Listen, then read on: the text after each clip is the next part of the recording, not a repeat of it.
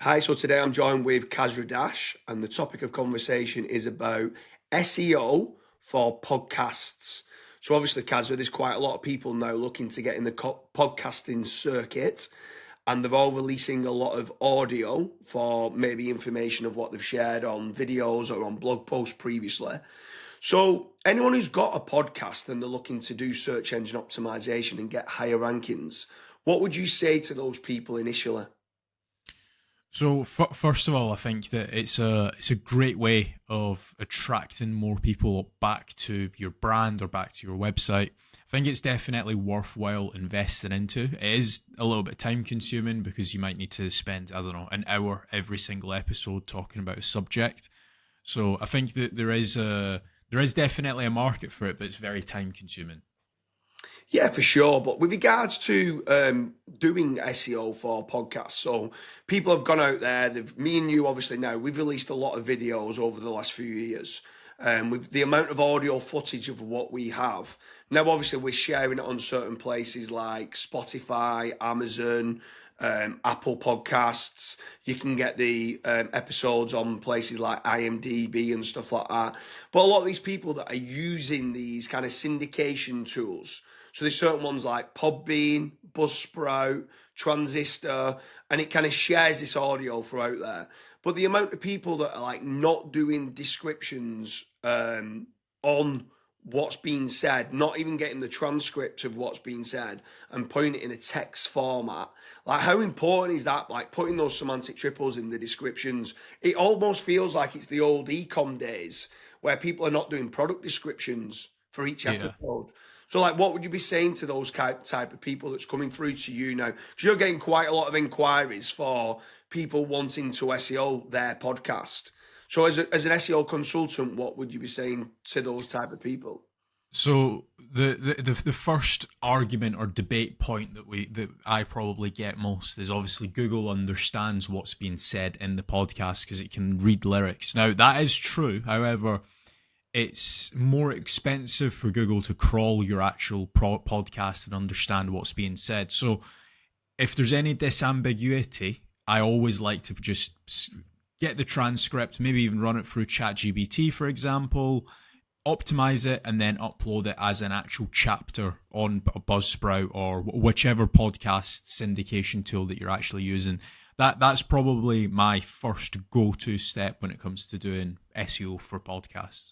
Yeah, I mean, it's mega important for people like me where the audio gets picked up. I'm butchering people's names, so Yeah.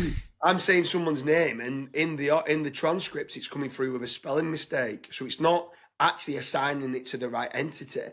Where now what I can do is I can export it, load it into ChatGPT or Gemini, ask it to reword it, have a quick look through, and say that's spelt wrong. So at least when I am uploading it to my description, they're going, okay, now we understand who you're talking about. So I think those little tweaks and stuff like that, you wouldn't go and release a blog post and have loads of spelling mistakes on there.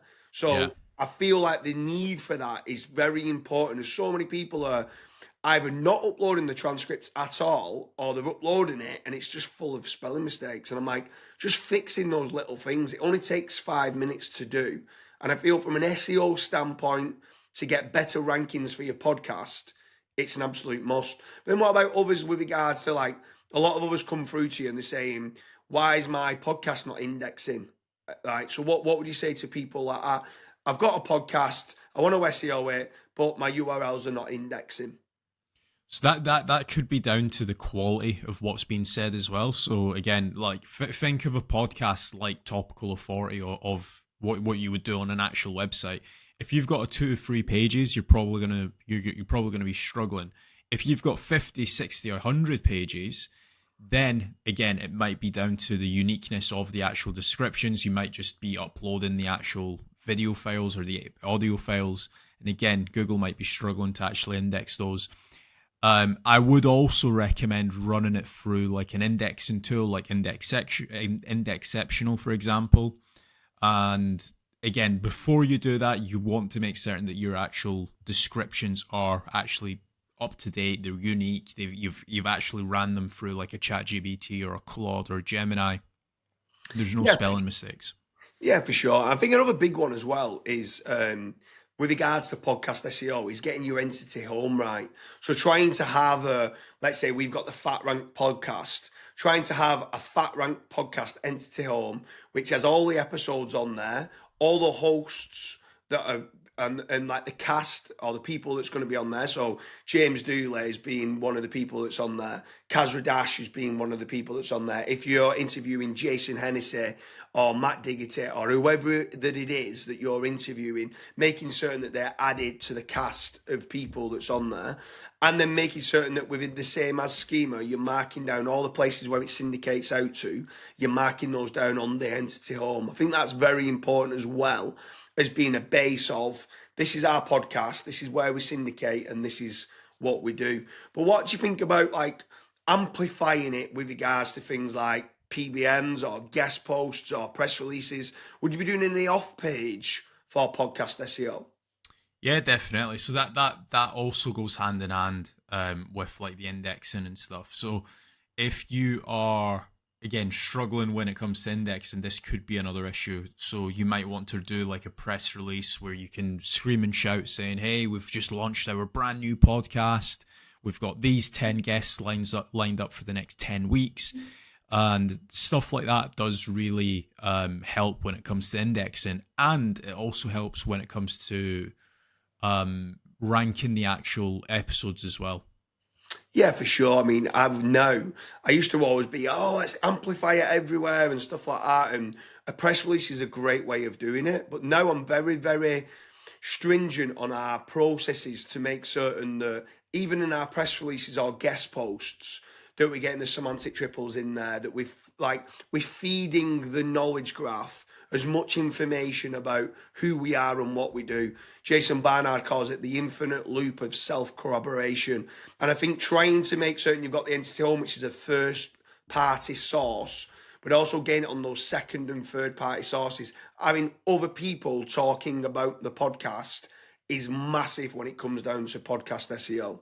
Is there anything else then that you do with regards to, would you do anything with regards to social media? Would you set up its own social media channels? Would you be sharing it on socials as well? Yeah, two more things for me, two more tips. So tip number one would be to actually do like social media. So for example, if myself and James were having a podcast, trying to get both of the participants obviously screaming and shouting about it.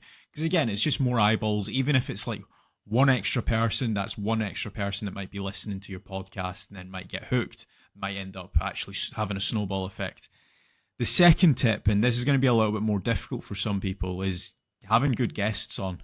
Like there's so many people that launch a podcast that's very boring, mundane, they don't have the best guests. And again, those ones are probably the podcasts that just don't get many views or listens. Yeah, for sure. So anyone who's watching this, if you have a podcast and you're looking to try to amplify it more, if you've got a podcast and you want to try to get higher rankings, or if you've got a podcast and you want an actual knowledge graph being created for it, so you're in the knowledge vault, then head on over to fatrank.com, fill in the form, and whether one of the team helps you or we can refer you to someone who's a specialist SEO consultant for podcasts, we'll be able to get you in touch and expand on other things you can do to get higher rankings for your podcast.